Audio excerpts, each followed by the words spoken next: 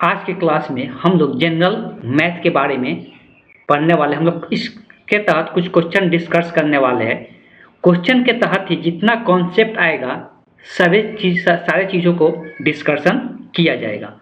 आप या किसी भी गवर्नमेंट एग्जाम का तैयारी कर रहे हैं या और जितना भी स्टेट का पीसीएस एग्जाम होता है, या हम लोग अपने बिहार का बात करेंगे तो बीपीएससी एग्जाम होता है, एसएससी एग्जाम होता है, रेलवे एग्जाम होता है, बैंकिंग एग्जाम होता है। सारे एग्जाम में क्या देखने को मिलता है? मैथ का क्वेश्चन देखने को मिलता है। या अभी बहुत सारे स्टेट वाले क्या करते हैं? टीचर एग्जाम लेते हैं। ठीक, तो अभी हम लोग बात करते हैं कि अभी बिहार में जैसे बीपीएससी टीचर एग्जाम चल रहा है, उस सारे चीज़ों में ऐसा देखने को मिलता है कि हम लोग को सारे में मैथ का क्वेश्चन पूछा जाता है, जनरल मैथ का क्वेश्चन पूछा जाता है। तो हम लोग इस वीडियो के तहत, ये सेट के तहत आप लोगों को वीडियो मिलेगा। ये मैथ का पहला सेट होगा, ऐसे सेट फिर 2 आएगा, डेली बेसिस पे आएगा एक एक सेट, और आप लोग को इसी के तहत सारे कॉन्सेप्ट क्लियर किया जाएगा। या अलग से जो भी कॉन्सेप्ट होगा उसको अलग से भी अलग वीडियो में डिस्कस कर दिया जाएगा आप लोगों के डिमांड पे। ठीक है, तो अगर किसी प्रकार का फीडबैक देना चाहते हैं तो इस नंबर पे, व्हाट्सएप नंबर पे फीडबैक दे सकते हैं। चलिए चलते हम लोग बिना देर किए क्वेश्चन का डिस्कशन करते हैं। तो सबसे पहला जो क्वेश्चन है हम लोग देखेंगे, तो सबसे पहला जो क्वेश्चन दिया हुआ है, किसी क्लब में सभी सदस्य या तंबोला या रस्सी में भाग लेते हैं। तो दो चीज़, एक सदस्य, एक क्लब बना हुआ है जिसमें दो चीज़ों में लोग भाग ले सकते हैं, तंबोला में ले सकते हैं या रस्सी में भाग ले सकते हैं। ठीक है, जिसमें से ऐसा देखने को मिल रहा है कि 320 जो लोग हैं वो क्या कर रहे हैं? सिर्फ रस्सी में भाग लेते हैं। सॉरी, ये क्या है? रम्मी में भाग लेते हैं। किस में भाग लेते हैं? तो रम्मी में भाग लेते हैं। तो सिर्फ ये रम्मी या तंबोला में दो चीज़ों में भाग लेने की बात हो रहा है। तो 320 ऐसे लोग हैं जो रम्मी में भाग ले रहे हैं, और 350 ऐसे लोग हैं जो तंबोला में भाग ले रहे हैं। ठीक, और 220 ऐसे लोग हैं जो दोनों में भाग ले रहे हैं। मतलब ये ऐसे लोग हैं। अब देखो, ऐसा कोई ज़रूरी नहीं है, अगर 320 दिया हुआ है कि तंबोला में भाग ले रहे हैं, तो ऐसा कभी भी नहीं बोल सकते कि ये वाला सिर्फ इंसान जो है तंबोला में ही भाग लिए है। हो सकता है इसमें का क्या हो सकता है, रम्मी में भी भाग लिया हो सकते हैं। ठीक है, तो इसके लिए एक फार्मूला दिया जाता है। थोड़ा सा हम फार्मूला पर डिस्कस करेंगे। ये सिर्फ थ्योरी से फार्मूला आता है कि नंबर ऑफ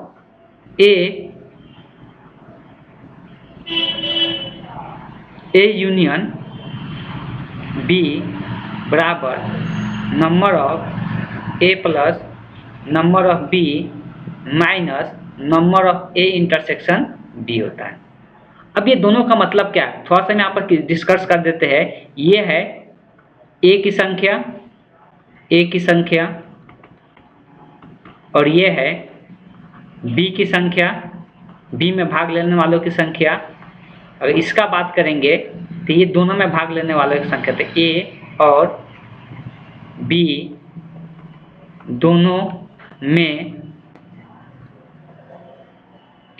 दोनों में भाग लेने वालों की संख्या। तो ये दोनों में भाग लेने वालों की संख्या को दर्शाता है।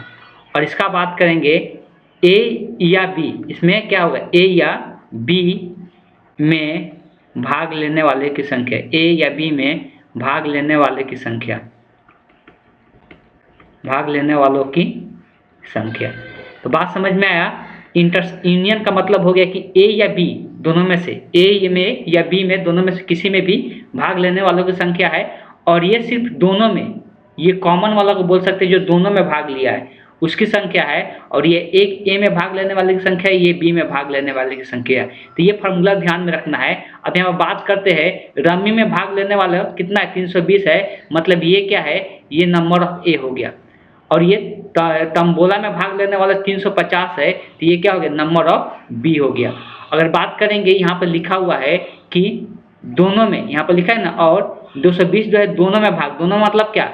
ये दोनों हो गया। तो ये दोनों में भाग लेने वाले की संख्या कितना हो गया? 220 हो गया। तो हमको याद करना है कि क्लब में कितने सदस्य हैं। हमको क्या याद करना है? क्लब में कितने सदस्य है। तो देखो ए या बी में, अब देखो जब ए या बी का बात करते हैं, इसका मतलब क्या है कि ए में भी हो सकता है, बी में भी हो सकता है, ए में भी हो सकता है, या बी में भी हो सकता है। इसका मतलब ये हुआ कि ये पूरा सदस्य की संख्या को दर्शाता है। ये किसको दर्शाता है? पूरे सदस्य की संख्या को भी दर्शाता है। तो हम लोग इसी का संख्या हम लोग क्या बोला गया है? निकालने के लिए बोला गया है। तो अगर इसके संख्या का बात करेंगे तो ये है कितना? एन ऑफ ए का मान हो गया 320 प्लस इसका मान हो गया 350 अब माइनस इसका मान दिया हुआ है 220। जब इसको सॉल्व करेंगे तो कितना आ जाएगा? 0 5 2 7 1 6 माइनस 220। जब घटाएंगे इसमें से तो 0 5 4 कितना आ गया? 450। तो ये पूरे सदस्य की संख्या को दर्शाता है। इसको समुच्चय ये डायग्राम से भी दिखाया जाता है। ये ए की संख्या को दर्शाया जाता है और ये बी की संख्या को दर्शाया जाता है, और जो ये बीच वाला भाग होता है ये दर्शाता है, ये किसको दर्शाता है? तो ए यूनियन बी को, मतलब ए और बी को दर्शाता है। किसको दर्शाता है ये? इसमें ए और बी दोनों आ गया। और या वाला का बात करेंगे तो ये ए और बी में से किसी में से भी हो सकता है, मतलब ये पूरा आ जाता है इसमें, ये पूरा आ जाता है। दोनों को मिलाकर ये दर्शाता है किसको? ए या बी को दर्शाता है। तो ये पूरा का संख्या को बताता है। तो या का मतलब हो जाता है यूनियन, और का मतलब हो गया इंटरसेक्शन। इस बात को ध्यान में रखना है। बस यही फार्मूला याद रखना है, इससे हम आंसर निकाल सकते हैं। तो इस क्वेश्चन का आंसर जो होगा कितना हो गया? 450 हो गया। ठीक, चलते हैं नेक्स्ट क्वेश्चन पे। आगे बात ये, जब भी ऐसा क्वेश्चन दे थोड़ा सा ध्यान दे। इसमें दिया हुआ है कि 2 वर्ष पहले ए की आयु, और जब वर्तमान आयु पूछे तो हमेशा ऑप्शन से क्वेश्चन को सॉल्व करना है, जिससे टाइम की बचत हो सके। हमेशा ऑप्शन से सॉल्व करना है। अब ये वर्तमान उम्र जो ऑप्शन में दिया है, ये कौन सा दिया है? वर्तमान उम्र दिया हुआ है कि वर्तमान उम्र कितना है। अब पहला ऑप्शन लेकर सॉल्व करते हैं। सबसे पहले बोला है कि 2 वर्ष पहले ए की आयु के व्युत्क्रम और अब से 2 वर्ष बाद की आयु के व्युत्क्रम का योग। अब देखो 2 वर्ष पहले की आयु का पहले यहाँ बात हो रही है। 2 वर्ष पहले, तो अगर 5 वर्ष मानते हैं तो 2 वर्ष पहले कितना होगा? 3। और 3 का व्युत्क्रम बोल रहा है तो 3 का व्युत्क्रम कितना होगा? 1/3। ठीक है। फिर बात करें 2 वर्ष बाद की, यहाँ पर लिखा है 2 वर्ष बाद की आयु। तो 2 वर्ष बाद अभी 5 हम माने हैं, पहला ऑप्शन लेकर सॉल्व कर रहे हैं। तो 5 और 2 कितना हो जाएगा? 2 वर्ष बाद कितना होगा? 7 वर्ष होगा। और इसका व्युत्क्रम कितना होगा? 1/7 हो जाएगा। और दोनों का योगफल कितना आना चाहिए? 2/3 आना चाहिए। ये जोड़कर कभी भी 2/3 के बराबर नहीं होगा, इसलिए पहला ऑप्शन सही नहीं है। ठीक है, चलिए दूसरा ऑप्शन पे चलते हैं। ये अपने दिमाग में भी बहुत सारी चीजें कर सकते हैं। 7 वर्ष दिया हुआ है तो 2 वर्ष पहले कितना वर्ष लिखाएगा? बी ऑप्शन में तो 5 वर्ष लिखाएगा, और 5 के व्युत्क्रम कितना लिखाएगा? 1/5। और अगर 2 वर्ष बाद का बात करेंगे तो कितना लिखाएगा? 9 वर्ष लिखाएगा, और 9 का व्युत्क्रम कितना होगा? 1/इनवर्स इसका बोल सकते हैं। और दोनों का अगर योग निकालते हैं, योग बोला गया है तो दोनों का योग अगर बात करेंगे तो कभी भी 2/3 नहीं आएगा। आप जोड़ के भी देख सकते हैं। सी ऑप्शन लेते हैं तो सी ऑप्शन में 4 दिया हुआ है, तो 4 2 वर्ष पहले मतलब 2 वर्ष हो गया, व्युत्क्रम कितना होगा? 1/2। अगर 2 वर्ष बाद का बात करते हैं, 4 2 कितना हो जाएगा? 6 हो जाएगा। इसका उल्टा कितना हो जाएगा? 1/6। अब इसको दोनों को जोड़ कर देखें, ये एग्जैक्टली 2/3 के बराबर आएगा। इसीलिए कौन सा ऑप्शन करेक्ट होगा? तो C option is the correct option हो जाएगा। ठीक, बात समझ में आया? इस प्रकार से ऑप्शन से सॉल्व करना है। ये हम बताए तब जाके इतना समय लगा, नहीं तो कोई देखते ही बता देगा इसको। जितना मैथ का जितना ज़्यादा क्वेश्चन का रिविजन कीजिएगा, टाइम टेकिंग बहुत कम होते जाएगा आपका। इस बात को ध्यान देना है। चलिए चलते हैं नेक्स्ट क्वेश्चन। अब ये आया 2 चर वाले रैखिक बहुपद से। किससे क्वेश्चन है ये? तो 2 चर वाले रैखिक बहुपद का क्वेश्चन है। अब इस प्रकार के क्वेश्चन को कैसे सॉल्व करते हैं थोड़ा सा हम लोग पहले समझ लेते थे। यहाँ लिखा हुआ है के किस मान के लिए समीकरण निकाय का एक अनूठा हल, अनूठा मतलब एक हल है। इस समीकरण का के का क्या मान ले किस समीकरण का एक हल हो। अब देखो जब भी रैखिक समीकरण का बात करते हैं, जब भी रैखिक समीकरण का बात करते हैं, हम थोड़ा सा समझा देना चाहते हैं। रैखिक समीकरण का व्यापक रूप जो होता है, यही इसका व्यापक रूप होता है, c = 0, जिसका 2 चर वाले रैखिक समीकरण बोलते हैं। इसमें 2 चर है, 2 वेरिएबल है x और y, और इसका a और b और c यहाँ पर अचर पद होता है। तो ये जनरल फॉर्म होता है रैखिक बहुपद का। तो अगर कभी भी 2 बहुपद दिया रहेगा, 2 रैखिक समीकरण दिया रहेगा, तो इसको हम लोग 1 से दिखा देते हैं। इसमें जितना अचर रहता है बराबर 0, तथा दूसरा रैखिक समीकरण में 2 से दिखा देते हैं। और इसमें एक कंडीशन दिया जाता है। क्या दिया जाता है कि अगर एक हल हो, जब एक हल होता है, एक हल के लिए क्या कहते हैं, जब एक हल होता है इसको अद्वितीय हल के नाम से भी जानते हैं। तो जब एक हल होता है तो इसका कंडीशन होता है कि a1/a2 क्या होना चाहिए, नॉट इक्वल टू b1/b2 होना चाहिए। तभी जाके ये जो रेशियो होता है ये दोनों का, एक यहाँ पर x के आगे का रेशियो और यहाँ पर एक x के आगे का रेशियो, ये दोनों का अनुपात रेशियो ये b1/b2 के अनुपात के रेशियो के बराबर नहीं होता है, तब जाके उस समीकरण का कितना हल होता है, एक हल होता है। दूसरा कंडीशन होता है कि अनेक हल हो, कितना, अनेक हल हो। अनेक मतलब अनगिनत। अनेक हल के लिए क्या कंडीशन होता है कि ये तीनों के तीनों बराबर होता है, a1/a2 बराबर होगा b1/b2 बराबर होगा c1/c2 की, ये अनेक हल का कंडीशन होता है। और जब समीकरण का कोई हल नहीं होता है, एक और कंडीशन आता है कोई हल नहीं, क्या आता है, कोई हल नहीं। और जब समीकरण का कोई हल नहीं होता है तो उस केस में कंडीशन आता है a1/a2 बराबर होता है b1/b2 के, लेकिन नॉट इक्वल टू होता है c1/c2 के। तो इस केस में कोई हल नहीं होता है। लेकिन यहाँ पे बात किया जा रहा है कितना, एक हल का बात किया जा रहा है। कितने हल का, एक हल का। और जब भी एक हल का बात करेंगे तो कौन सा कंडीशन निकल के आता है, ये वाला कंडीशन निकल के आता है, इस बात को ध्यान में रखना। अब यहाँ तुलना कर सकते हैं, तुलना कर सकते हैं कि x के आगे यहाँ कुछ नहीं लिखा हुआ है, मतलब यहाँ पर कितना है, 1 है। तो x के आगे यहाँ पे 1 है, y के आगे ये माइनस साइन के साथ लेना है इसलिए प्लस में। तो a1 का मान हो गया 1, b1 का मान हो गया माइनस के, और c1 का मान हो गया 2 को इधर लेके आएंगे तो -2 होगा, ठीक है। और यहाँ पर बात करेंगे तो x के आगे 3 है तो ये a2 का मान हो गया और ये b2 का मान हो गया, और इधर इधर 5 माइनस में इधर आएगा तो प्लस में, तो c2 का मान क्या हो जाएगा, +5 हो जाएगा। लेकिन अभी हमको इसी का बात करना है a1 a2 का। तो रेशियो लेंगे तो a1 का मान हो गया 1, तो यहाँ पर अगर इस क्वेश्चन का देखते हैं तो 1 कितना हो जाएगा, तो 1 यहाँ पर a2 का मान कितना है 3, तो 1/3 हो जाएगा। और नॉट इक्वल टू का साइन देना है, ना कि इक्वल साइन देना है। यहाँ पर b1 का बात करेंगे तो यहाँ पर क्या है, माइनस के है, और यहाँ पर b1 का मान, b2 का मान कितना है, 2 है, तो बट्टे में आ गया 2। अगर इसको सिंप्लीफाई करेंगे तो तिरिया गुना कर देते हैं, तो तिरिया गुना करेंगे तो -3 के बराबर कितना आ जाएगा, 2 आ जाएगा। यहाँ पर नॉट इक्वल टू देना है, इसको नहीं भूलना है। अब ये -3 इधर गुना में इधर जाएगा तो भाग में, तो नॉट इक्वल टू क्या आ जाएगा, -2/3 आ जाएगा। तो k का मान बताया जा रहा है कि -2/3 के बराबर नहीं होना चाहिए। k का मान -2/3 का बराबर नहीं होना चाहिए, लेकिन यहाँ पर दे दिया है कि k का मान -2/3 होगा। इसका मतलब क्या है, गलत हो गया k का किस मान के लिए, तो k का मान बताया जा रहा है कि -2/3 नहीं होना चाहिए, मतलब इसको छोड़कर कोई भी हो सकता है, इसको छोड़कर कोई भी मान पॉसिबल है, लेकिन -2/3 नहीं होना चाहिए। लेकिन ये बोला है कि -2/3 होना चाहिए, तक कट हो गया। अब यहाँ पर बोला जा रहा है कि k का मान इसको छोड़कर कुछ भी हो सकता है, मतलब ये सही है, k का मान कुछ भी ले लो, ये भी सही है। मतलब इसका एक और ऑप्शन दिया है उपयुक्त में से एक से अधिक, मतलब ये भी सही है, ये भी सही है। तो ऑप्शन कौन सा करेक्ट हो गया, इसका option D is the correct option हो गया। ठीक है, बात समझ में आया। इसका कुछ कॉन्सेप्ट यहाँ पे हम जो लिखे वही चीज़ें यहाँ पर ग्राफ की विधि से भी बताया जाता है कि जिसका एक हल होता है, जिस समीकरण का अगर बात करेंगे एक हल होता है, उसको हम लोग अद्वितीय हल के नाम से भी जानते हैं, और उसका ग्राफ जो होता है प्रतिच्छेदी होता है। जैसे 1 नंबर में हम यहाँ पर देते हैं इसको 1 नंबर, ये 2 नंबर और ये 3 नंबर। तो 1 नंबर का ग्राफ कैसा होता है, ऐसे रैखिक समीकरण का ग्राफ होता है, एक दूसरे को क्या करता है, प्रतिच्छेद करता है एक ही बिंदु पर, इसलिए इसको हम लोग क्या कहते हैं, तो इसको प्रतिच्छेदी रेखाएं कहते हैं। दोनों के दोनों क्या करता है, प्रतिच्छेद करता है। अगर बात करेंगे 2 नंबर का, तो समांतर रेखा, तो अगर कोई हल नहीं है, यहाँ पर लिखा है ना कोई हल नहीं है, उस केस में रेखा कैसा हो जाता है, समांतर हो जाता है। मतलब पहला समीकरण का रेखा और दूसरा समीकरण का रेखा एक दूसरे का हो जाता है, समांतर हो जाता है, एक दूसरे के समांतर हो जाता है। इस तरह से देखने को मिलता है, एक दूसरे के समांतर हो जाएगा।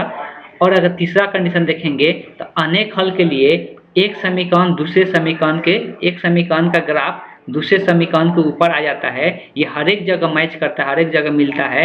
इसीलिए इस समीकरण का जो हल होता है वो क्या होता है, अनेक हल होता है। तो अनेक हल का ये कंडीशन होता है, जिसको हम लोग क्या कहते हैं, समपाती रेखा कहते हैं, जिसको समांतर रेखा कहते हैं, इसको प्रतिच्छेदी रेखा के नाम से जानते हैं। थोड़ा देर पहले ही इसी को अभी डिस्कस किए थे, यहाँ पर लिखा भी है, इसको याद रख सकते हैं या क्लियर ढंग से यहाँ पर इसको लिख भी सकते हैं। तो क्लियर ढंग से यहाँ पे लिख सकते हैं, ठीक है, तो इसको लिख लेना है। चलिए चलते हैं नेक्स्ट क्वेश्चन पे। क्वेश्चन नंबर 4 का बात कर लेते हैं। क्वेश्चन नंबर 4 में क्या बोला गया है, क्वेश्चन नंबर 4 में बोला गया है एक वृत्त का त्रिज्या 14 सेंटीमीटर है और एक त्रिज्यखंड का क्षेत्रफल दिया हुआ है। तो त्रिज्यखंड के केंद्रीय कोण ज्ञात करना है, त्रिज्यखंड के अब त्रिज्यखंड होता क्या है, तो इस बात को ध्यान देना है कि त्रिज्यखंड का आकृति किस प्रकार का होता है। बेसिकली होता क्या है कि जब एक वृत्त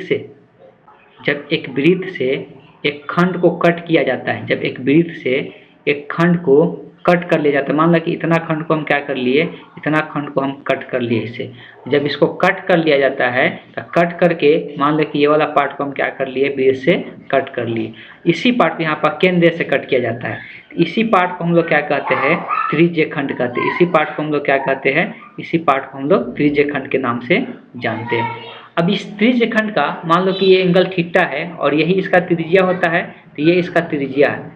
तो अगर ये इसका त्रिज्या, ये त्रिज्यखंड है, इसका पूरा का जो क्षेत्रफल होगा, तो एरिया का फार्मूला होता है, यहाँ पर लिख देते हैं, इस एरिया का फार्मूला होता है, तो एरिया का फार्मूला याद रखना है, थीटा बटे 360 डिग्री होता है, थीटा बटे 360 degree into pi r square होता है, into pi r square. Pi का मान पता ही है कि या तो 22/7 रखा जाता है या 3.14 रखा जाता है। तो यही इस त्रिज्यखंड होता है और इस त्रिज्यखंड का क्षेत्रफल का ये फार्मूला होता है, ध्यान में रखना है। और यही क्षेत्रफल क्वेश्चन में दिया हुआ है, ये क्षेत्रफल का मान कितना है, 102.7 सेंटीमीटर स्क्वायर है। तब अगर बात करते हैं, चलिए अब इसको इधर से मिटा देते हैं, इसको यहाँ पे सॉल्व करते हैं। तो थीटा का मान ही ज्ञात करना है, बट्टे में 360 है और यहाँ पाई का मान 22/7 रख देते हैं, इंटू आर। तो आर का मान कितना दिया, 14 सेंटीमीटर, त्रिज्या दिया ना 14 सेंटीमीटर, मतलब 14 का स्क्वायर और बराबर में 102.7। हमको थीटा का मान निकालना, तो बाकी सारे टर्म को उधर लेके जाना होगा। पहले थोड़ा सा सिंप्लीफाई इधर कर लेते हैं, जो सिंप्लीफाई होने वाला है 22/7। 14 को हम क्या करेंगे, 2 बार गुना में लिखेंगे, स्क्वायर है तो। अगर इसको हम 7 से 14 2 मरतबे काट देते हैं, 2 से 360 180 मरतबे कट जाएगा, और भी ये कटेगा 90 से काट सकते हैं ये 7 मरतबे, और ये और 2 से कटेगा 45 और ये 11 मरतबे। अब जो भी बचा सबको उधर लेके चलते हैं, तो थीटा बराबर ये जो इधर भाग में दिख रहा है, इधर क्या होगा, गुना में होगा। ये जो भाग में दिख रहा है इधर गुना में होगा, और ये जो इधर दिख रहा है तो 11 गुने कितना हो जाएगा, 7 हो जाएगा, 11 गुने 7 हो जाएगा। इस तरह से अब थीटा का मान जब सॉल्व करते हैं तो ये लगभग 60 के बराबर आता है। जब इसको निकालेंगे तो एग्जैक्ट 60 नहीं आएगा, ये लगभग क्या होता है, 60 के बराबर आता है। इसीलिए इसका जो एंगल हो जाएगा, थीटा का मान कितना हो जाएगा, 60 डिग्री हो जाएगा। इसका जो करेक्ट ऑप्शन हो जाएगा, कौन सा ऑप्शन हो जाएगा, option D be the correct option. ठीक है, तो ये त्रिज्यखंड का कॉन्सेप्ट ध्यान में रखना है। अब देखो ये भी क्वेश्चन डिफिकल्ट क्वेश्चन पूछा हुआ था, कैलकुलेशन ज़्यादा था। अब अगर इसको बात करते हैं तो यहाँ पे दिया भी है कि ये जो है कि यहाँ पे दिया होगा 15,625 का 16% वार्षिक ब्याज की दर से 9 माह के चक्रवृद्धि ब्याज क्या होगा, जबकि ब्याज क्या है, तिमाही देय है। जबकि ब्याज क्या है, तिमाही देय है। तिमाही देय का मतलब होता है 3-3 महीना पर ब्याज देना। तिमाही देय का मतलब क्या होता है, 3-3 महीना पर ब्याज देना। थोड़ा सा ध्यान में रखना है, जब भी तिमाही का बात करते हैं, जब 3-3 महीना पर ब्याज देंगे, इसका मतलब साल में कितना बार देंगे, साल में कितना बार देंगे, साल में 4 बार देंगे। कितना बार देंगे, साल में 4 बार देंगे। 3-3 महीना पर ब्याज देना मतलब साल में कितना बार देंगे, 4 बार देंगे। अब यहाँ पे जो हमेशा जो दर दिया रहता है ना, 16% दर, तो जो दर दिया रहता है, इस बात को ध्यान में रखना है कि दर हमेशा लगभग ये सालाना ही दिया रहता है। ठीक है, ठीक, तो इसी बात को ध्यान देना रहता है। ज़्यादातर ऐसा ही देखने को मिलेगा कि जो वार्षिक ब्याज रहेगा वो हमेशा सालाना दिया रहता है, 1 साल का दिया रहता है। लेकिन यहाँ पे जो हम लोग पे कर रहे हैं पैसा, वो तिमाही पे कर रहे हैं, मतलब 3-3 महीना पर, मतलब साल में कितना बार पे कर दे रहे हैं, 4। तो ये पता करना है कि साल में कितना बार पे कर रहे हैं। तो हम लोग यहाँ से जो दर होगा, उस दर को हमेशा जितना साल में जितना बार पे करना रहेगा उससे उतना से भाग कर देंगे, तो ये कितना प्रतिशत आएगा, 4% आएगा। मतलब तिमाही में हम लोग कितना पे करेंगे, तो 4% पे करेंगे। हम लोग को 9 महीना में ही सारा पेमेंट करना है। 9 महीना का चक्रवृद्धि ब्याज पूछा है, 9 महीना का चक्रवृद्धि ब्याज पूछा हुआ है। ठीक है, तो हम अगर पहला वर्ष देखेंगे तो यहाँ पे 3% होगा। पहला वर्ष कितना होगा, 3% होगा, सॉरी 4% होगा। अब देखो चक्रवृद्धि ब्याज में अगर 2 साल का 3 साल का हम लोग को निकालना रहता है कितना दर लगेगा, इसलिए दर हमेशा बढ़ता है चक्रवृद्धि ब्याज में। तो एक निकालने का तरीका होता है, उस तरीका पर थोड़ा सा हम लोग गौर करेंगे और निकालने की कोशिश करेंगे। इसको बाय सक्सेसिव मेथड से बनाते हैं। तो सक्सेसिव मेथड क्या कहता है कि निकालने का तरीका क्या है, तो अगर 2 साल पहले हम लोग क्या करते हैं 2 साल का निकालते हैं। तो 2 साल का निकालने का तरीका क्या होता है, एक फार्मूला बताया गया था कि अगर 2 साल का परसेंटेज निकालना है, एक्स परसेंट है, एक वाई परसेंट है, तो लिखा जाता है x plus y plus x into y बटे 100। यही फार्मूला होता है, 2 साल का निकलता है, फिर 2 साल को तीसरे के साल के साथ निकाल लेंगे और 3 साल का निकल जाएगा। तो यही हम लोग यहाँ पे करने वाले हैं। तो क्या करेंगे, हम लोग को 4% अगर साधारण ब्याज रहता तो पहला साल भी 4% लगता, दूसरा साल भी क्या लगता 4% लगता, और तीसरा साल भी 4% लगता। लेकिन ऐसा नहीं होता है, जब चक्रवृद्धि ब्याज लगता है तो अलग अलग लगता है। तो अगर चक्रवृद्धि ब्याज लगता है तो 2 साल का अगर निकालते हैं सबसे पहले तो क्या करेंगे 4 + 4 हो जाएगा, प्लस 4 × 4 बटे 100 हो जाएगा। तो ये ऐसे निकालने से क्या होता है, क्वेश्चन बनाना थोड़ा आसान हो जाता है। हम लोग परसेंटेज ही निकाल लेते हैं। हम लोग को 3 माह का, अब देखो 9 माह का निकालना है, मतलब 3 बार निकालना है, तीनों को देना है ना। पहला 3 महीना पर 4%, पहला 3 महीना पर 4%, पहला 3 महीना पर 4%, 9 महीना पूरा जा रहा है, 9 महीना में ये कंप्लीट हो जाएगा। मतलब इसका हम लोग सक्सेसिव ज्ञात करना है 4%, 4%, 4% का। तो पहले 2 का सक्सेसिव निकालते हैं और फिर दूसरे के साथ तीसरा का निकालते हैं। इसको ज़्यादा फास्ट काम करना होगा। ये 4 × 16 का मतलब 0.16 आएगा, और इसको 4 से 8 में जोड़ेंगे तो 8.16 हो जाएगा। तो ये 2 साल का निकला। अब 2 साल के तीसरा साल के साथ, तीसरा साल भी 4% ही है, तो तीसरा साल के साथ जब निकालेंगे तो ये फिर सक्सेसिव में निकालेंगे। पहला और दूसरा को क्या करते हैं, जोड़ते हैं और फिर 1.16 × 4 बटे क्या करते हैं 100 करते हैं। अभी जितना ज़्यादा फास्ट कैलकुलेशन करेंगे उतना ज़्यादा जल्दी 100 होगा। 8.16 में अगर 4 जोड़ते हैं तो 12.16 हो जाएगा। अगर इसको गुना करके 100 से भाग करते हैं तो 2 अंक और दशमलव के इधर आ जाएगा, तो कितना हो जाएगा, ये 4 चौका कितना हो जाएगा, 7 चौका 24 के 4 हाथ में 2, 4 2 6, 8 चौका 32 हो जाएगा। इसमें पहले से 2 अंक यहाँ दशमलव था, और 2 को 0 और नीचे में दशमलव कहाँ पे आ जाएगा, यहाँ पे आ जाएगा। और जब इसको इसके साथ जोड़ेंगे चलिए, तो इसको यहाँ पर लिख देते हैं, यहाँ पे दशमलव है 3 के पहले दशमलव है, और यहाँ पे दशमलव है, ठीक है। तो इसको जोड़ेंगे तो दशमलव के बाद समान अंक क्या करते हैं, ऐड करके जोड़ लेते हैं, समान अंक ऐड करके जोड़ते हैं। तो जोड़ेंगे तो यहाँ पे पहले आ जाएगा 4 6, ये 2 में 6 जोड़ेगा 8 हो जाएगा, और 3 में 1 जुड़ेगा 4 हो जाएगा, फिर दशमलव आएगा, दशमलव के बाद सिर्फ इधर 12 बच रहा है, तो इतना ही परसेंट यूज होगा 3 साल के लिए, सॉरी 9 महीना के लिए, ठीक। तो 9 महीना के लिए हमको इतना पैसा पर चक्रवृद्धि ब्याज निकालना है, इतना पैसा पे, तो डायरेक्ट हम इतना परसेंटेज का निकाल लेंगे, वही हम लोग का चक्रवृद्धि ब्याज हो जाएगा कितना का 12.4864 बटे क्या हो जाएगा 100 हो जाएगा। परसेंटेज का मतलब क्या होता है 100 होता है। अब यहाँ से 25 से 100 काट भी सकते हैं, उसके बाद गुना कर देंगे। तो आसान बनाने के लिए 25 से 4 बार में काट देते हैं, इसको 25 से काटते हैं, तो 25 छाके कितना होगा 150 होगा, 6 यहाँ पर 6 बचेगा तो 62 यहाँ पर बनेगा, 6 बचेगा तो 62 बनेगा, तो 25 दूना के 50 होगा, 12 बचेगा तो 12 आएगा 5 पर तो 125 हो जाएगा, तो 5 बार में आ जाएगा।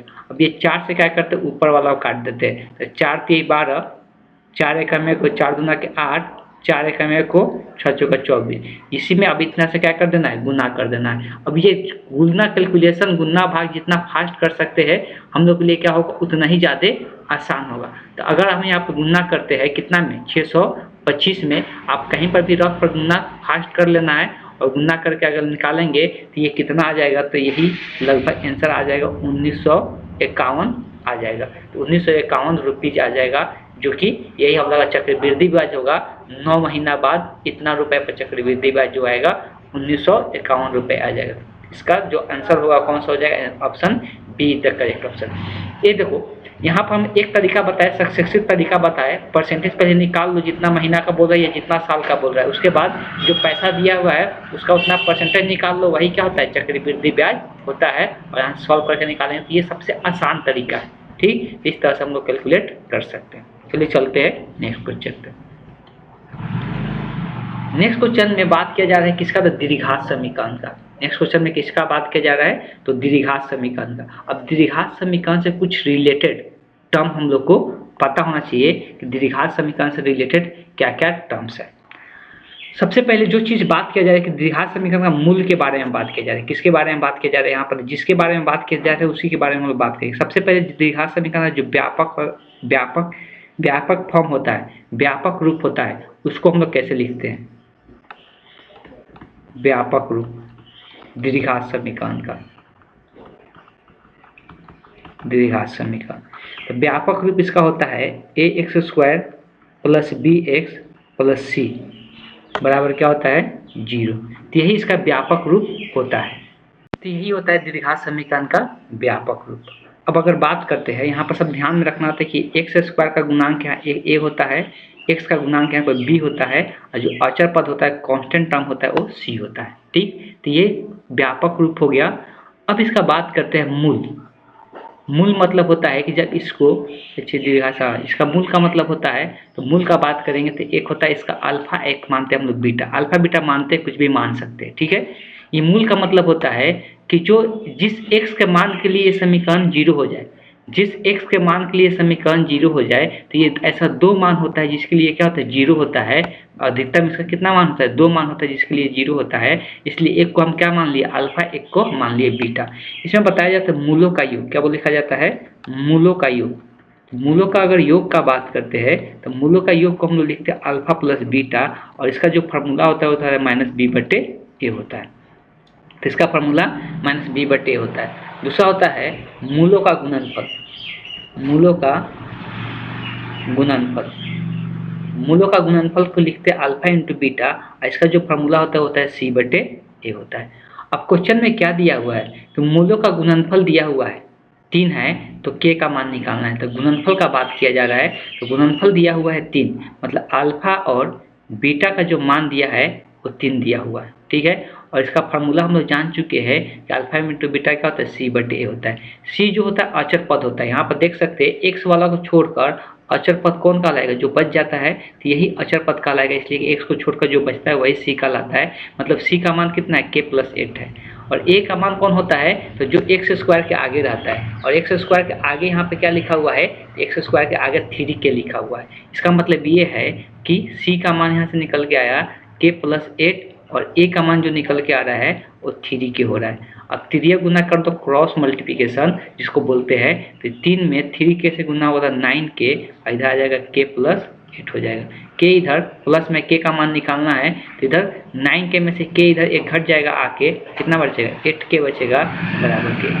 8 इधर गुना में इधर जाएगा तो भाग में, तो ये कट जाएगा, 1 बच जाएगा। तो यहाँ से k का मान जो निकल के आया वो कितना आया? 1 निकल के आया। तो इस तरह से इस क्वेश्चन का जो करेक्ट ऑप्शन है वो कौन सा ऑप्शन हो गया? Option A is the correct. यहाँ पर जो याद रखने वाला चीज़ है, इस चीज़ को ध्यान में रखना है, ठीक है। आगे चलते हैं। इसलिए यहाँ पर हम कॉन्सेप्ट के साथ क्वेश्चन को डिस्कस कर रहे हैं, इसलिए थोड़ा सा हो सकता है टाइम लग रहा है, लेकिन कॉन्सेप्ट भी क्लियर होना चाहिए। ऐसा नहीं सिर्फ क्वेश्चन बताते जाए, कॉन्सेप्ट पता ही नहीं हो तो उससे क्या होगा? उससे पढ़ने से कोई फायदा है नहीं, ठीक। अगर किसी भी कॉन्सेप्ट या किसी भी टॉपिक पर अगर आपको वीडियो चाहिए तो आप जरूर बता सकते हो, उस टॉपिक का वीडियो आप लोग को जरूर प्रोवाइड कराया जाएगा। अब आते हैं, एक नया टर्म आया, क्या? लॉग। अब इस लॉग को कैसे, लॉग का कुछ प्रॉपर्टी समझना पड़ेगा। लॉग एक प्रकार का क्या है? फंक्शन है। लॉग एक प्रकार का क्या है? फंक्शन है। और ये फंक्शन जो होता है इसका कुछ प्रॉपर्टीज होता है जो कि जानना जरूरी है। तो लॉग का कुछ फंक्शन होता है जिसका प्रॉपर्टीज कुछ होता है, उसके बारे में जानना जरूरी है। लॉग को आखिरकार डिफाइन कैसे करते थे? यहाँ पे LOG लिखते हैं। क्या लिखते हैं? LOG लिखते हैं। इसको हम लोग नेचुरल लॉग के नाम से भी जानते हैं। चलिए, ये लॉग होता है, तो लॉग को कैसे डिफाइन किया जाता है? तो इसका दो चीजें होता है। एक इसके जो सामने लिखा रहता है इसको हम लोग आर्ग्यूमेंट कहते हैं, एक नीचे लिखा रहता है इसको हम लोग बेस कहते हैं। इसको सामने लिखा रहता है इसको हम लोग क्या कहते हैं? आर्ग्यूमेंट कहते हैं। और एक नीचे लिखा रहता है उसको हम लोग क्या कहते हैं? बेस कहते हैं। तो इस बात को थोड़ा सा यहाँ पर बिटिया, यहाँ नीचे यहाँ पर थोड़ा करके लिखा रहता है, यहाँ पर बेस होता है, ये आर्ग्यूमेंट होता है।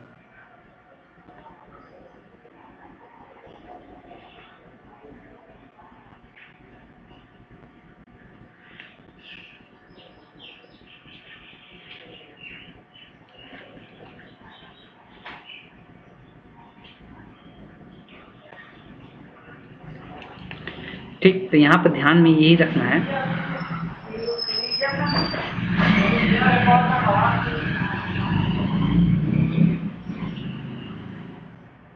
तो इस यहाँ पे इंडिकेट करते हैं, इसको हम क्या कहते हैं, तो इसको हम लोग आर्गुमेंट के नाम से जानते हैं। इसको जो नीचे लिखा रहता है इसको हम लोग क्या कहते हैं, बेस के नाम से जानते हैं, ये लॉग के बारे में जानकारी को। अब इसका आर्गुमेंट और बेस का कुछ गुण होता है जिसके बारे में हम लोग डिस्कस करेंगे। जब इस लॉग को, अगर लॉग का ए का मान कितना कर दिया जाए, थोड़ा सा यहाँ पर जानकारी देते हैं। जब ए का मान 10 हो जाता है तो इस लॉग को हम लोग लिख सकते हैं 10 इंटू बी।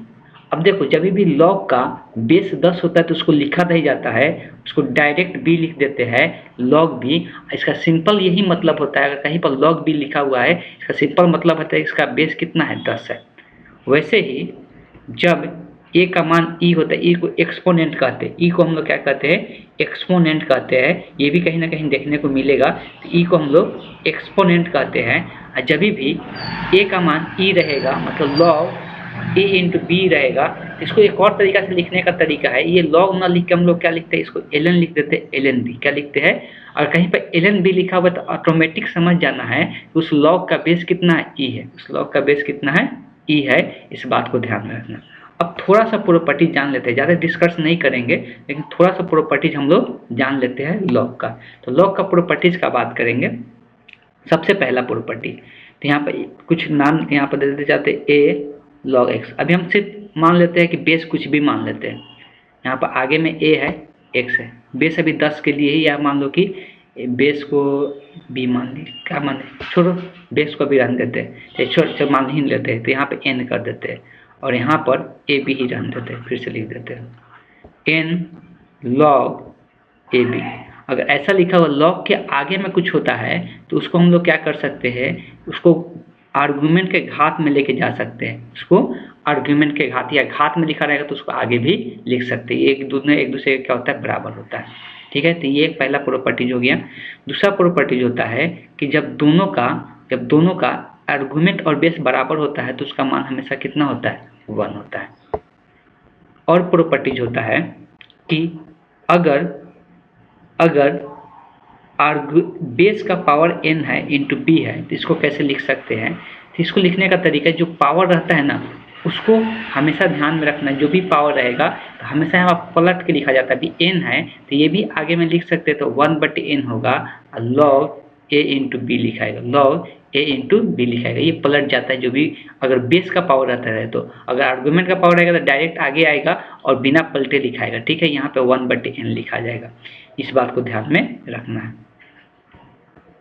तो इस तरह से हम कुछ प्रॉपर्टीज को हम डिस्कस किए और इसी प्रॉपर्टीज के ऊपर थोड़ा सा एक दो और बता देते हैं। अगर लॉग ए प्लस लॉग बी लिखा हुआ है तो उसको हम लिख सकते हैं लॉग ए इंटू बी, मतलब दोनों का आर्गुमेंट को गुना कर सकते हैं, बेस कुछ भी दिया हुआ है, बेस का 10 ही मान लेते हैं। या भाग में रहेगा लॉग ए माइनस अगर लॉग बी रहेगा तो इसको हम लोग लिख सकते हैं लॉग ए बटे बी लिख सकते हैं, क्या लिख सकते हैं, लॉग ए बटे बी लिख सकते हैं। तो ये एक तरीका हो गया। ठीक, तो ये सब प्रॉपर्टी जो है लॉग का थोड़ा सा ध्यान में रखना है।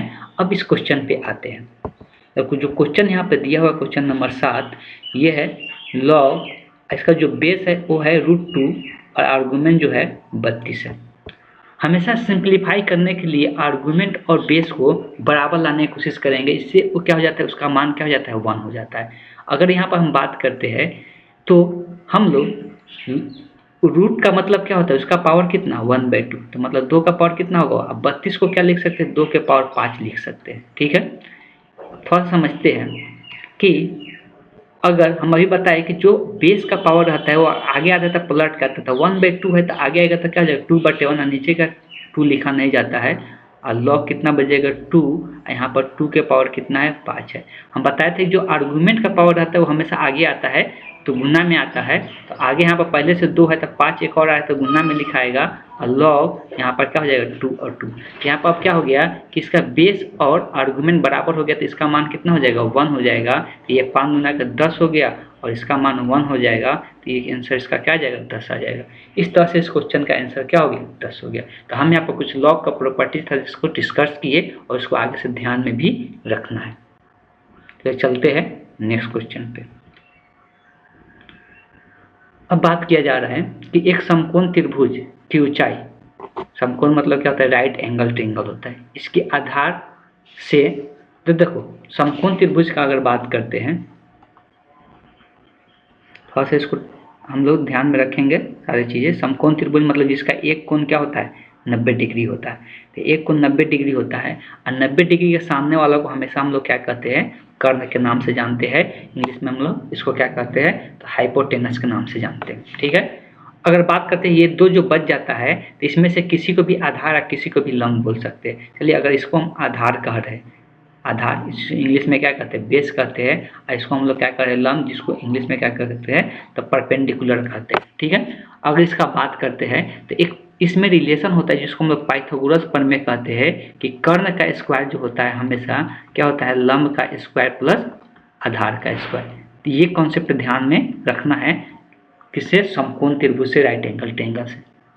अब अगर इसका हम लोग बात करते हैं कि इसमें संबंध दिया हुआ है किसमें, ऊंचाई और आधार में। तो अगर ऊंचाई और आधार में संबंध दिया हुआ है तो हम इस क्वेश्चन को डायरेक्ट करने की कोशिश करेंगे। इसके लिए ऑप्शन का चूज करेंगे, कभी भी इस पर नहीं जाएंगे तो सॉल्व करने में हो सकता है ज़्यादा समय लग जाए। अब थोड़ा सा बात कर लेते, बताया जा रहा है कि जो ऊंचाई है इसके आधार से 6 सेंटीमीटर कम है। तो ये अन्य दो भुजा मतलब यही पूछ रहा है कि ऊंचाई और आधार ही पूछ रहा है। ये कर्ण दिया हुआ है, इसका कर्ण दिया हुआ है। तो सबसे पहले बोला जा रहा है कि ऊंचाई इसके आधार से 6 सेंटीमीटर कम है, तो ऊंचाई जो है वो कम है। अब देखो ऊंचाई कम है तो किसमें 6 का कमी दिख रहा है, इसमें भी 6 का कमी दिख रहा है, इसमें भी 6 का कमी दिख रहा है। इसका मतलब सब में 6 का कमी दिख रहा है। इसका मतलब ये ऐसे सॉल्व नहीं हो सकता है। अब अगर ये लंब और आधार है तो किसके जोड़कर, यहाँ पे क्या है, लंब और आधार को जोड़ने पर कर्ण के स्क्वायर के बराबर आना चाहिए। मतलब कर्ण का स्क्वायर कितना है, कर्ण का स्क्वायर करेंगे, रूट है तो स्क्वायर कितना आएगा, 218। तो इसमें से किसको, मान लो कि 5×5 = 25, ये 11 का स्क्वायर 121, तो 121 में 25 जोड़ेंगे तो 218 आएगा, नहीं आएगा तो ऑप्शन ये रिजेक्ट करो। और 9 और 15 का देखते हैं, 9 का स्क्वायर 81, 15 का स्क्वायर 225 हो जाता है। ये अधिक ही हो जाएगा तो ये भी ऑप्शन आएगा, नहीं आएगा। ये तो और अधिक हो जाएगा, 10 का स्क्वायर 100, 16 का स्क्वायर 256, जोड़ने से 218 आएगा क्या, नहीं आएगा। इसका मतलब ये है कि ये तीनों ऑप्शन इसमें से क्या है, इनकरेक्ट है, कोई भी ऑप्शन इसका सही नहीं है। तो इसका ऑप्शन जो सही होगा इनमें से कोई नहीं हो जाएगा। इसका करेक्ट ऑप्शन क्या हो जाएगा, इनमें से कोई नहीं हो जाएगा। तो इस तरह से क्वेश्चन को हम लोग सॉल्व कर सकते हैं बिना इसको सॉल्व किए। और नहीं तो सॉल्व करने का तरीका क्या है कि इसमें से क्या करते हैं, ऊंचाई को x मानते हैं, तब आधार को क्या करते हैं 6 सेंटीमीटर कम, x - 6 मानते हैं, दोनों का स्क्वायर करके x का मान निकाल कर उससे द्विघात बहुपद बनता, द्विघात समीकरण बनता, जिससे बहुत ज़्यादा समय लग जाता। ठीक है, इस तरह से ट्राई करना है कि ज़्यादा से ज़्यादा कम समय में क्वेश्चन को कैसे सॉल्व करें। अब यहाँ पे भिन्न दे दिया है, फ्रैक्शन दिया हुआ है। अब इसको आरोही क्रम में सजाना है। आरोही एक होता है अवरोही, अवरोही मतलब होता है बढ़ते क्रम, अवरोही का मतलब होता है घटते क्रम। ठीक है, इंक्रीजिंग और डिक्रीजिंग, इंक्रीजिंग मतलब बढ़ते क्रम और डिक्रीजिंग मतलब घटते क्रम। अब जब भी इस प्रकार का क्वेश्चन देगा ना, तो सबसे पहले ये चीज देखना है कि इसका एलसीएम निकालना आसान है कि नहीं। अगर एलसीएम निकालना आसान होगा तो सबसे पहले एलसीएम निकाल लेंगे और सबके हर में वही बना देंगे। देखो एलसीएम इसका आसान है, कैसे, तो एलसीएम निकालने के लिए हमेशा जो सबसे बड़ा संख्या रहता है ना इसमें का, उसी को चूज करो। तो सबसे बड़ा क्या है, 60 है। 60 18 के टेबल में आएगा क्या, नहीं आएगा। 36 के टेबल में, किसी के टेबल में आएगा। इसका दोगुना 60 का गुणक लिखते जाओ। 60 गुणक मतलब मल्टीपल, 60 120, 120 के बाद 180, 180 के बाद 240, तो इस प्रकार से ये बढ़ते जाएगा। अब इसमें से 60 नहीं आया, 120 चेक करो। 120 18 के टेबल में आएगा, नहीं आएगा। 36 के भी टेबल में शायद नहीं आएगा, 45 में भी नहीं आएगा, लेकिन 180 देख लो, 180 सबसे कट जाएगा। 180 18 से भी कट जाएगा, 36 से भी कट जाएगा 5 मरतबे, 45 से भी 4 मरतबे कट जाएगा, 60 से 3 मरतबे कटेगा। तो इसका एलसीएम जो होगा वो हो जा रहा है 180। तो एलसीएम निकाल के इसको सॉल्व नहीं करना है, सबके नीचे 180 लाना है। तो देखो नीचे में यहाँ 180 लाने के लिए 18 में कितना से गुना करना पड़ेगा, तो ये 10 से गुना करना पड़ेगा। 10 से गुना करेंगे तो 180 आ जाएगा, तो ऊपर से 10 से गुना कर दो तो क्या हो गया 130/100, सबके नीचे बराबर लाओ। अभी 36 में कितना से था, 5 से गुना करेंगे तो 180 आ जाएगा, तो ऊपर से 5 से गुना करो। तो ऊपर में 5 से गुना करेंगे 9 × 5 = 45, हाथ में 4, 5 गुना के 10, 10 और 4 14, तो 145 बटे कितना हो गया 180। आगे गुना करते तो 45 चौका 180 होता है 4 बार में, तो 4 से ऊपर से गुना करो, 4 4 चौका 16/180। अगला देखो तो 60 से 3 से गुना करना पड़ेगा, 3 5 15 बटे 180। अब इसको देख लो किसका अंश सबसे बड़ा है, तो सबसे उसको अंत में रख दो। यहाँ पर देख सकते हैं किसका अंश, तो ये 130 है, ये 164 है, तो ये सबसे पहले आएगा, तीसरा वाला सबसे पहले, मतलब तीसरा वाला सबसे पहले मतलब ये सबसे पहले आएगा, इसमें है इसमें है, ठीक है। उसके बाद 145 वाला मतलब दूसरा वाला उसके बाद आएगा, दूसरा वाला इसमें दिख रहा है, तो ऑब्वियस है कि ये हो गया। और उसके बाद कौन है, यहाँ पर देख सकते हैं 145 के पहले तो ये 153 आएगा ना, उसके बाद 145 आएगा, 153 वाला 4 नंबर पे है, तो ये तो नहीं होगा, ये है, ठीक है। इस तरह से चौथा वाला पहले आ गया। अब अगर बात करते तो अब ये 2 नंबर वाला आएगा, तो 2 नंबर वाला यहाँ पे है, उसके बाद 1 नंबर वाला, तो कौन सा करेक्ट ऑप्शन हो गया, ऑप्शन है। तो इस तरह से एक तरीका है निकालने का कि हमेशा ट्राई करें, अगर एलसीएम तुरंत निकल जाने वाला तो सबसे पहले एलसीएम निकाल ले, और वही संख्या सबका डिनोमिनेटर जो है सबका समान बना ले, और तब जाके डिनोमिनेटर जो होता है, अंश जो होता है, अंश को तुलना कर ले कौन बड़ा है, उसके हिसाब से ऑप्शन निकल के आ जाएगा। तो ये सबसे शॉर्ट तरीका है निकालने का। आगे क्वेश्चन दिया हुआ है, ये आज का हम लोग का लास्ट क्वेश्चन रहेगा। डेली हम लोग 10 क्वेश्चन मैथ का डिस्कशन करेंगे, वैसे ही रीजनिंग का भी क्वेश्चन डिस्कस करेंगे, ठीक। तो अभी हम लोग बात करते हैं 10 नंबर क्वेश्चन का। 10 नंबर क्वेश्चन में बताया जा रहा है, एक टोकरी है, एक टोकरी में एक व्यक्ति अंडों की इस प्रकार टोकरी में रखता है कि प्रत्येक क्रमिक दिन पर रखे जाने वाले अंडों की संख्या पहले से टोकरी में मौजूद अंडों की संख्या के बराबर रखता है। कहने का मतलब ये है, थोड़ा सा एक एग्जाम्पल समझाने की कोशिश करते हैं। मान लो कि एक टोकरी है, तो पहला दिन अगर 10 रखा, तो जितना रखा रहेगा उतना ही दूसरा दिन भी रखना है। तो अब टोकरी में कितना हो गया, 20 हो गया, तो तीसरा दिन भी उतना ही रखना है, तो अब कितना रखना है, 20 रखना है। अब टोकरी में कितना हो गया, 40 हो गया, तो अब फिर कितना रखना है, 40 रखना है। अब टोकरी में कितना हो गया, 80 हो गया, तो अब कितना रखना है, 80 रखना है। तो ऐसे कब तक रख रहा है, 24 दिन तक रख रहा है। तो 24 दिन तक रखने पर टोकरी क्या हो जा रहा है, फुल हो जा रहा है। अब पूछ रहा है कि टोकरी में कितने दिनों के बाद टोकरी में 1/4 भाग भर गया रहेगा टोकरी का। तो सबसे पहले तो ये पता होना चाहिए टोकरी में कितना रखे हैं, तभी तक उसका 1/4 निकाल पाएंगे। तो इसको तो एक जीपी से बना सकते हैं, जो कि लॉन्ग क्वेश्चन, इसका जो आंसर होगा बहुत लॉन्ग चला जाएगा, उसे बनाएंगे तो टाइम टेकन ज़्यादा होगा। हम मान लेते हैं, हम 1/4 बोला है ना, मतलब 1/4 हिस्सा, तो मान लेते हैं 24वां दिन x हो चुका है। अब उसके पहला दिन कितना होगा, तो 24वां दिन x रखा होगा, तो ऑब्वियस है उसके पहला दिन यहाँ पर देख सकते हैं आधा होते जा रहा है, आधा ही हो रहा है ना, घट रहा है। मतलब ये अगर 80 है तो उसके पहला वाला दिन कितना है, 40 है, 40 का आधा कितना है, 20 है, तो मतलब 23वां दिन जो होगा वो कितना होगा, x/2 होगा। उसके बाद 22वां दिन जो होगा इसका फिर से 2 हिस्सा हो जाएगा, मतलब 2 से भाग लग जाएगा, तो x/2 को 2 से भाग लगेंगे तो 1/4 हो गया। तो पहला जो 24वां दिन जो टोटल है उसका 1/4 यही हो रहा है ना, 1/4 1/4। तो ये कौन सा दिन हुआ हो रहा है, 22वां दिन। इधर से कितना दिन, 22वां दिन हो जा रहा है, तो इसका करेक्ट ऑप्शन कौन सा हो जाएगा, 22 हो जाएगा। तो ये शॉर्टकट तरीका है निकालने का, नहीं तो दूसरा बहुत लंबा तरीका होगा जिसको फॉलो करना बेकार है, ठीक। तो इस तरह से इसको क्वेश्चन को सॉल्व करेंगे। तो इस तरह से हम लोग आज 10 क्वेश्चन डिस्कस किए। इसी प्रकार से डेली आप लोगों को 10 क्वेश्चन का डिस्कशन मिलेगा मैथ का। तो आप किसी भी एग्जाम का तैयारी कर रहे हैं, या तो बीपीएससी टीचर का एग्जाम का तैयारी कर रहे हैं, किसी प्रकार के तैयारी, मैथ का आपको क्वेश्चन दिया जाएगा और क्वेश्चन जो सॉल्व कराया जाएगा विथ कॉन्सेप्ट के साथ कराया जाएगा, जिससे आप लोग का क्या हो कि अलग से कुछ पढ़ने की जरूरत नहीं है। आपको उसी टाइम बता दिया जाएगा कि इसमें हम लोग क्या चीज़ यूज कर रहे हैं और क्या नहीं कर रहे हैं, ठीक। तो इसके लिए अगर ऐसा भी आप लोगों को लगेगा कुछ टॉपिक आप लोगों को कम वीक है और उस टॉपिक अगर चाहते हैं कि हम उस टॉपिक का वीडियो बनाएं, तो उसके लिए आप लोग कमेंट बॉक्स में लिख सकते हैं, मेरे जो नंबर व्हाट्सअप नंबर है उस पर कुछ सजेस्ट कर सकते हैं, ठीक है। तो आज के क्लास को हम यहीं पर एंड करते हैं।